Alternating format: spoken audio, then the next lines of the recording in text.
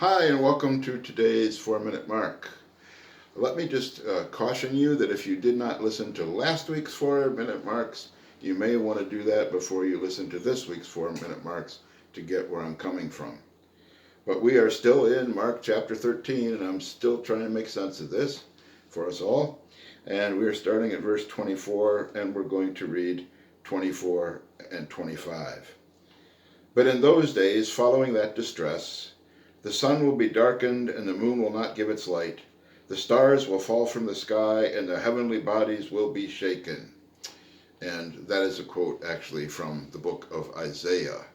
What distress is Jesus talking about?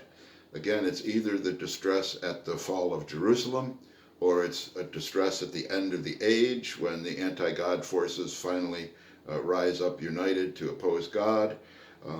We do not know. Maybe the fall of Jerusalem was a foreshadowing of what happens at the end of the end times. But anyways, Jesus says that the sun will be darkened, the moon will not give its light, stars falling, heavenly bodies. And you might say, well, how does that apply to the fall of Jerusalem? That never happened at the fall of Jerusalem. But here's the deal. This prophetic language is ancient language that was used to describe a change in the world order, like a government falling. Or we could say, and we do say, don't we? The world was turned upside down by COVID-19. Now, I'm not standing on my head, am I? But we use that kind of language. You know, the earth shook when COVID-19 came. No, it didn't shake, But this is symbolic language to say that there is a drastic change in the way the world was. And so it could fit the fall of Jerusalem in that the world changed for the Jewish people. The temple was destroyed. It was no longer. They do not have a center now to offer their sacrifices, which was so important to the religion in the Old Testament times. So it could refer to that. It could refer to the end of the ages when, of course, the way the world goes will indeed be shaken and will be changed. The curse of sin will be removed. We won't have diseases, hunger, war, hatred, all the rest of that. We won't die. We will live eternally. Let's go on to verses 26 and 27. At that time, men will see the Son of Man coming in clouds with great power and glory, and he will send his angels and gather his elect from the four winds, from the ends of the earth to the ends of the heavens.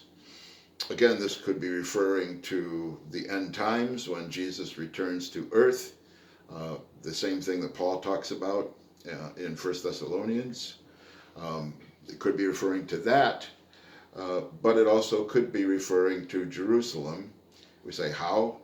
Remember, again, as I said last week, that Jesus coming in the clouds is Old Testament language for the judgment of God as being enacted on the earth. So Jesus, in a sense, came in the clouds when Jerusalem fell. His judgment on Jerusalem was being enacted. And how did he gather the elect? The idea would be that the elect would listen to his warnings and would have fled Jerusalem when they saw these things happening, and the elect would be safe. So again, it would be poetic language of Jesus gathering his elect. Or it could be referring again to the end times when Jesus returns. Those who are living rise up in the clouds to meet him. Those who are dead are resurrected and go up to meet him, to welcome him to the earth which he is going to renew. Okay, that's it for today. See you tomorrow. Bye-bye.